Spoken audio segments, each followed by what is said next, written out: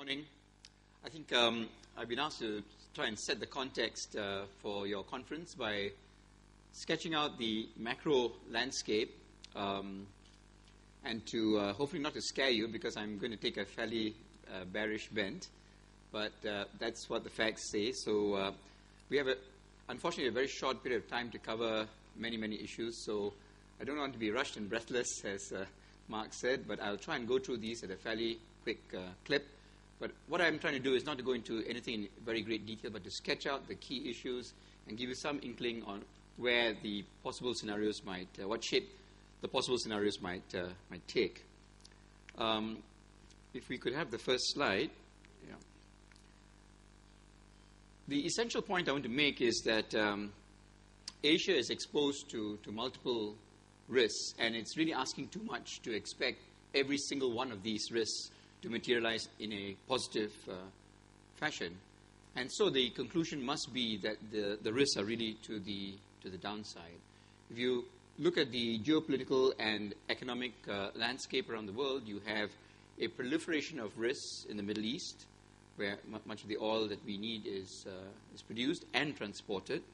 We have in the Eurozone a crisis where only palliative measures have been introduced, which have aroused financial market confidence but have done nothing to tackle the underlying causes of the crisis. We have data out of China just in the last day and this morning reinforcing the conclusion that its trajectory is clearly on the downward path and the risks are rising. And we have in the United States certainly a degree of optimism about the economy, which has, for instance, boosted Mr. Obama's ratings. However, again, if you look at the lead indicators and the processes that underlie its economy, the downside risks are also high. And in this context, here in Asia, we are too plugged into the global economy to be insulated. We have certainly not decoupled.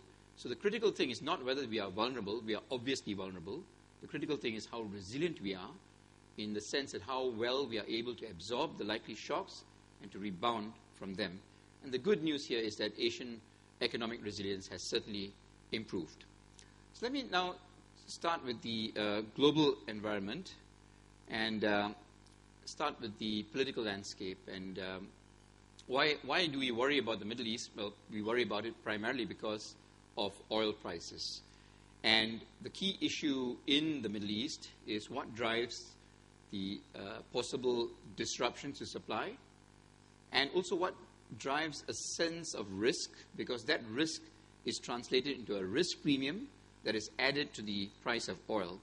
So even though in the last few months the global economy has been weakening, demand for oil has certainly lost momentum, we have found that oil prices have remained far too high for this point of the cycle. And the main reason for that is that the political risk premium has increased. And it has increased primarily because you've got so many flashpoints, each reaching some kind of critical threshold, that we have to be very worried about what's going to happen in the Middle East.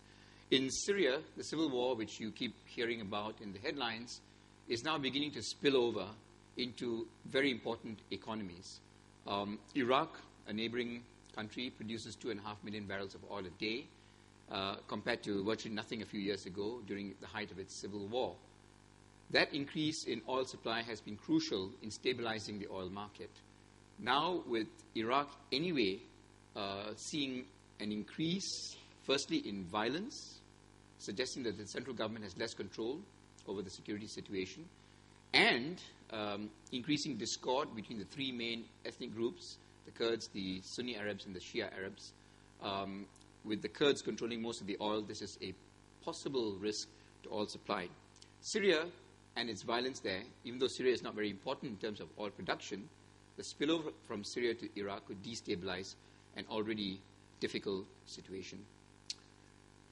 Then you have this whole issue of Iran's nuclear program and the rising concern that Israel may launch some kind of attack on Iran in the next few months. The reason for that is that the Iranians know that their nuclear facilities are exposed to the kind of attack that Israel launched in 1981 against Iraq and 2007 against Syria, when both those countries tried to build nuclear programs. So what they're doing is they're transferring most of their nuclear assets deep into the mountains of central north Iran. And that process of transfer will be completed sometime around the end of this year. So beyond the end of this year, the Israelis know that their capacity to attack and destroy an Iranian nuclear capacity would be diminished severely. So there's a narrow window in which to act, and hence the sense of urgency in Israel. So the risk is that at some time in the next few months, if there is no diplomatic compromise on this issue, there will be some kind of military action which will certainly drive oil prices extremely high. It is not just that Iran produces about 3.5 million barrels of oil a day. It is that Iran controls the Straits of Hormuz, which it can disrupt. And 42% of the world's traded oil goes through the Straits of Hormuz. So if anything happens to Iran, Iran disrupts the Straits of Hormuz, we will all be taking the MRT to work if there's enough fuel for the MRT. Yeah. So that's the risk. The big elephant in the room, since I'm going to scare you, is Saudi Arabia.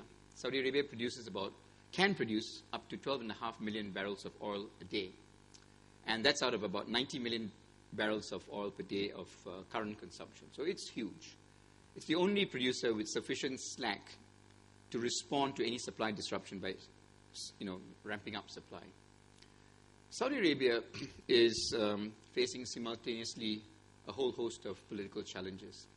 It has a roughly 90-year-old king who is very respected and has very deftly managed the political development of the country. However, he is 90 years old, and he has lost 2 crown princes in the last 18 months or so. And one gets a sense that this whole structure of political succession, where one brother is succeeded by another, is really reaching the end of its life. And there has to be some big political change in Saudi Arabia, which is going to be difficult to execute. At the same time, the Saudis also face several states on their border, particularly Yemen and potentially Bahrain, which could become failed states. And Bahrain in particular, although it's tiny in terms of oil production, borders on the eastern province of Saudi Arabia, where more than half of Saudi Arabian oil is produced. And what's happened in the past is that every time there's unrest in Bahrain, there tends to be an increase in unrest in the eastern province of Saudi Arabia, where the oil that we need is produced. So you get a sense of the risk building up. And my sense is that even as the global economy loses momentum and oil demand comes down, the fundamental price of oil should fall, but I suspect it will be held up because the risk premium in oil will keep rising. Now, over the last few weeks, we've had a series of policy measures by the Federal Reserve Bank of the United States, by the European Central Bank, by the Bank of Japan, and also by China, which has created the impression in financial markets that, well, yeah, we know that there are risks in global finance and in the economy, but hey, don't worry, the central bankers will pump in so much money that really we don't have to worry about anything at all. My view is that it is certainly there will be some positives from this quantitative easing, in the sense that some of the more extreme scenarios can now be ruled out. A sudden collapse of the euro and so on, probably not likely with this kind of money floating around. However, quantitative easing does not tackle the roots of our problem. And monetary policy, such as we have today, tends to operate with a lag. The trouble is that the global slowdown is already gathering momentum, as you can see from the data that's come out just in the last few days. And the monetary policy decisions announced in the last few weeks will not prevent the slowdown that is coming in Europe, in Japan, in the United States, in China. At the same time, what we're seeing is that because so much has already been done in terms of monetary policy, the incremental benefits of further monetary easing are diminishing. Moreover, all the surveys show that the cost of capital, cost of borrowing, is not the key problem. So, a recent survey by Duke University surveyed CEOs and CFOs across many industries around the world, and they found that 91% of them said that just because interest rates fall a little bit, they are not going to increase their capital spending or their hiring or their business expansion. So easy money is not going to cure the main obstacles? The main obstacles is a huge amount of uncertainty as this whole process of deleveraging continues, and the whole process of trying to address the structural flaws in the creation of the euro continue. All these things will take time, and in the meantime, there will be all kinds of problems for the global economy. Finally, with all this money sloshing around, the danger is of unintended consequences. And studies recently released by the OECD paint a picture of why this happens. If you make money so cheap and the cost of capital falls, people tend to take too many risks, and that leads to problems, as we found out in the 2007-08 crisis. So, where are we today in terms of the global economy? If you look at the lead indicators, and on the top left-hand corner, you see the OECD composite lead indicator, which is probably the best, most predictive set of indicators we have of what's going to happen to the major economies in the next 6 to 9 months. And the trajectory is very, very clearly down, right? And this set of indicators has a very good track record. If you look at the bottom left-hand chart, that's a snapshot of the new orders being received by companies across the world. And again, you can see the trajectory of new orders across manufacturing and services in countries representing about 3/4 of global GDP is consistently down. If you look on the other panel, the right-hand side panel, there are two sets of indicators. Both are pretty good at predicting the course of Asian export growth over the next 6 months. And again, in both cases, you're seeing a downward trajectory. So the picture is clear. Over the next 6 to 9 months, we will see a slowdown in global demand, and in particular, those elements of global demand that have an impact on us through our ability to export will be affected as well. So it is a cautionary picture that we see over the next year or so.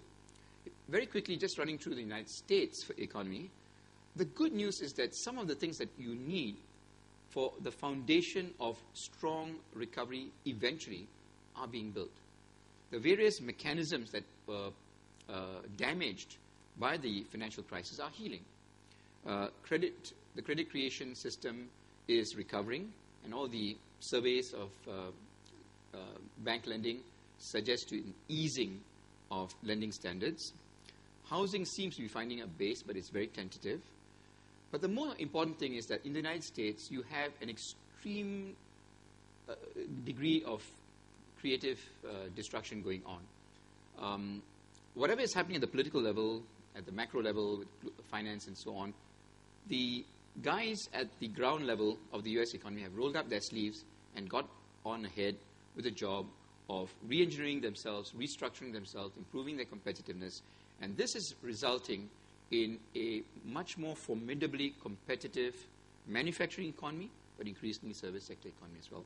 And that's building the basis for a strong recovery sometime in the future.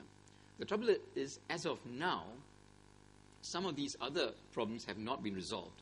First of all, the household sector is still not saving enough. During the crisis, or the years leading to the crisis, the savings rate for U.S. households went down to almost zero. It really has to recover to something like 6 to 8% on average for that to be a full recovery in terms of wealth and savings and so on. But what we are seeing is the savings rate still struggling at about 3-4%, not much more. And that means that over the next few years, there has to be an increase in the savings rate in the United States. And as savings rate increases without too much increase in income, inevitably consumption, which is 70% of the U.S. economy, cannot grow very fast. And that puts a drag on growth. In addition, the United States political system has grievously mismanaged its fiscal accounts. And whoever becomes president and whoever controls Congress from 2013 onwards will have to deal with this. No matter how you slice and dice it, there is going to be a significant fiscal consolidation in the United States economy.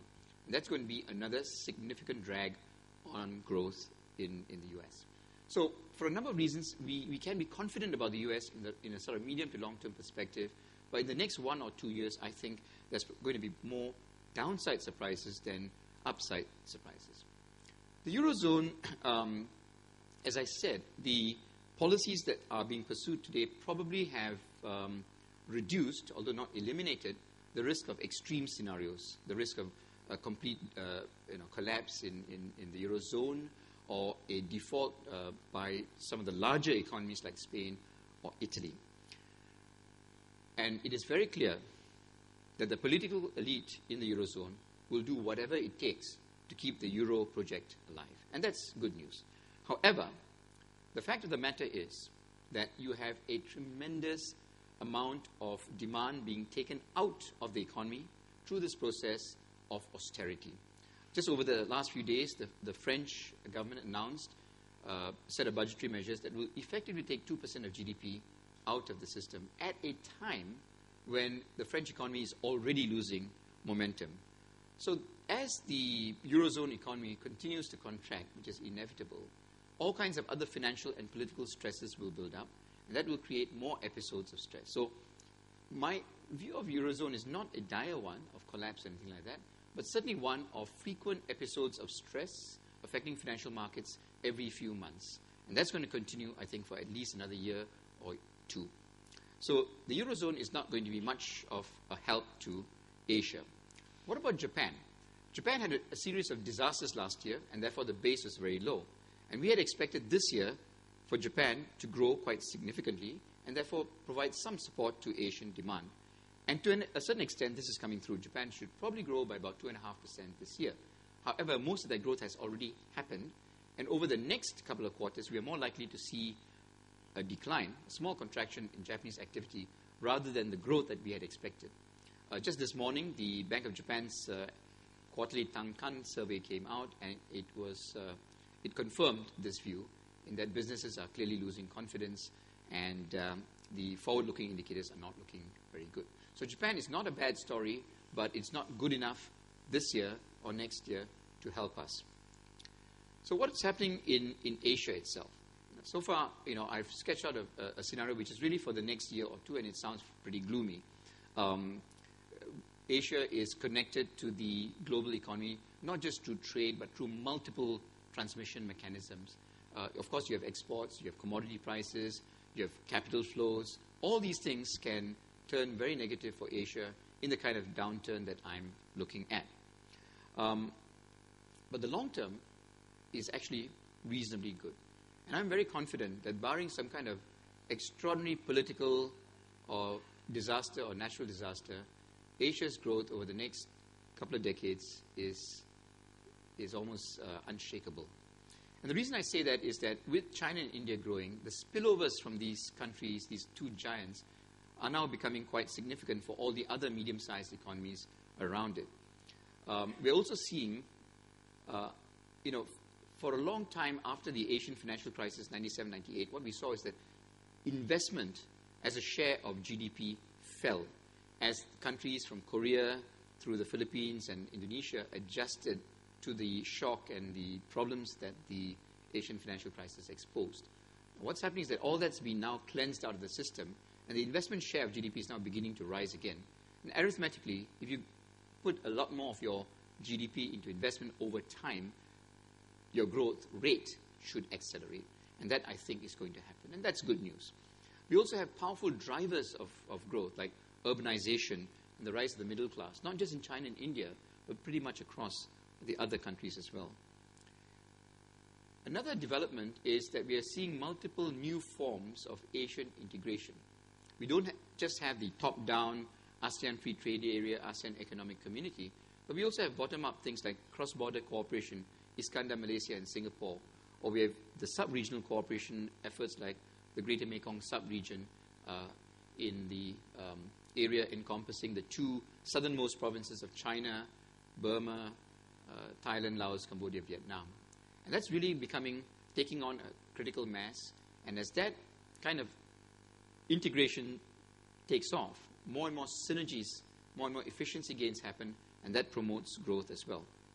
And finally, the other big positive is that a lot of the countries that we were very concerned about in terms of being persistent laggards in economic growth, like the Philippines, Myanmar, for decades underperforming, are now beginning to do a lot of the right things. And there's a very, very good chance that these countries will see a significant acceleration in economic growth and improvement in living standards. And I think that is good for all of us. So there are a number of reasons to be quite optimistic about the longer term, even though we are very concerned about the short term. And even in the short term, as I said, the critical thing is not so much that we are vulnerable. We obviously are going to be hit. The question is how quickly we can rebound and whether we have the shock absorbers within our own economy so as to prevent some of these shocks being amplified and creating the kind of havoc that we saw in 97-98. And the good news is that over the last 15 years, since the end of the crisis, since the beginning of the crisis in Asia, economic resilience, as we measure it, has improved in every country. The only place where I'm still concerned about is Vietnam. But in other countries, in Indonesia, in Malaysia, and so on, you've seen substantial improvements in economic resilience. So the capacity to absorb the shock and bounce back has improved. And that, I think, is good news for us. Let me now just run through some of the major countries of interest to you in order to give you a flavor of what all this means to Asia. One major concern today is really China. And I think to sum up, since we don't have that much time, basically what's happening is that you have a clear deceleration in demand in China. And secondly, the capacity of policy to respond to this weakening has been constrained by a number of political and other factors. The critical question in China is whether the imbalances and excesses that have built up during the boom years in China, which relate to excess capacity, overinvestment, bad lending through the illegal lending markets, whether these imbalances will be crystallized by the unexpected weakening of demand and by the unexpected fall in asset prices that's beginning to unfold. That is a question very few of us can answer. The track record of Chinese policymaking is very good, but as I said, the capacity and efficacy of policy seems to have diminished in China in the last year or so. So China, I suspect, is going to go through a period of difficulty. It is not going to crash and burn, as some of the pessimists argue, but I do believe that you're going to see several quarters of mediocre growth, which will be marked by considerable stress, particularly in the financial system and possibly in the political system as well. Over time, the Chinese policymakers will come to grips with it and turn the system around, and China will enter a new period of lower growth than before, but fairly good quality growth. But over the next year or so, I think we're going to see a lot of risks out of China. What about India, which has been getting a very bad press in the last year or so? Corruption scandals, failure to reform, loss of business confidence, and so on. And on top of that, a bad monsoon, at least in the early stages. However, I think the political pressures have really scared the political elite in India, and they have now regained some of their interest in reforms. And that the sort of series of announcements that we've seen in the last 10 days has changed the business environment in India, restored business confidence, and I think that is going to help the Indian economy find a bottom. In addition, the monsoon had started very badly, but it has ended reasonably well, so agricultural output and therefore the outlook for inflation will not be as bad as feared. I think we'll see a recovery in investment as business confidence improves. We'll also see the economy responding to the significant devaluation of the rupee that has unfolded over the last year or so, and also to the fact that the Reserve Bank of India, the central bank, is now cutting interest rates, and that should help to push growth. At the end of the day, India is not a top-down story like China or Singapore or Malaysia. It is a bottom-up story. It's a story of how the supply-side energies of the country have been released. And at the state level, at the ground level, in the rural sector, you're seeing a huge upsurge of entrepreneurial energies. And I think that will continue to drive India. So on India, I think I'm reasonably optimistic. Indonesia has been an extraordinarily resilient story so far. Domestic demand has held up very well, and there have been a series of positives like the passage of the Land Acquisition Act, which should help to push infrastructure spending from now onwards. Consumer confidence has been extremely high, despite all the problems in the rest of the world. And it is very clear from data like imports of machinery and so on that businesses are really stepping up their investment. The basic story for Indonesia is reasonably good. However, it is highly exposed to commodity prices. And the fall in commodity prices, I think, will create some problems in the corporate sector for some of the mid-sized resources firms that have over-leveraged themselves. But the system should be able to cope with this. So overall, Indonesia is a good story.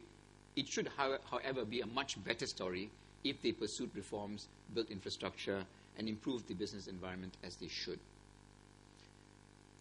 Singapore, which some of you might be interested in, Singapore is going to go through a difficult patch. We have come through a period from 2004 to 2011, which is very, very strong. And I think there's going to be some payback to that. We're confronted with cyclical problems in the sense that when the global economy moves, we tend to move a lot more. The global economy moves this way, we tend to move a lot more, right? So as the global economy weakens, we will weaken a lot more because that's our exposure and our vulnerability. However, when the global economy recovers, we will do quite well. I'm not so worried about the cyclical challenges. What I'm worried about is the structural. And essentially, our cost structure has gone up a lot. And our currency is strong. And you're going to enter a period of mediocre growth with those two handicaps. There has to be an adjustment within our corporate sector that will be painful. So there will be a disinflationary adjustment as companies strive to regain competitiveness by reducing costs. And that could mean a period of much slower growth than what we've been used to recently. Very quickly, Malaysia just announced a budget which is going to increase spending, especially operating expenditures. And that should provide domestic demand that will help to offset some of the weakening of external demand. One should not be too cynical and dismiss domestic demand in Malaysia as purely driven by election-related pump-priming. There's also a real structural improvement arising from the government's reforms through the Economic Transformation Program. And that is resulting in the investment share of GDP rising to a 13-year high in the last few quarters. That is a very good sign of structural improvement in Malaysia. The one big question mark about Malaysia remains the outcome of the coming elections, which are due in April. And that uncertainty is having some impact on business confidence and so on. But overall, assuming there's no big political shock, the Malaysian economy is set to grow by an average of about 5% through this period of a global slowdown, and that's a pretty good story. Thailand, has been in the news for all the wrong reasons: military coup, violence in the heart of Bangkok, shutdown of the airport, the worst flooding in 100 years. And despite that, if you look at the economic rebound that came through, it is extraordinary. This is an extraordinarily flexible and resilient economy that's able to adjust and adapt to difficult circumstances. And with the reconstruction spending now accelerating, I think the easing of global demand that's already having an impact on the Thai economy can be offset as well. So I see the Thai economy continue to grow by about 4% this year and next on average. Finally, the Philippines, which many of us over the last 30 years have grown to despair of sometimes, the good news is that there have been fundamental improvements over time, gradually, and that has, I think, turned around the system. Got a series of charts here, but basically what it shows is that the fundamentals of the system, like the fiscal position, the banking sector, non-performing loan situation, external debt, the ability to control inflation, all these things have fundamentally and structurally improved. That is resulting in a very gradual improvement in the potential growth of the economy. And I think that's very good news for all of us in ASEAN. So let me conclude, since I've already gone over my time. Essentially, the outlook is not very good. Most of the risks are going to come from the global economy. Asia is going to take a hit. However, Asia is fairly resilient, and the long-term prospects for Asia are pretty good. If I can tie this into corporate governance, I guess what I could end with saying is that when Asian companies go through a period of some stress, you inevitably get some problems with corporate sector risks and risk to governance. So on that note, thank you very much, and thank you. Thank you very much. Manu.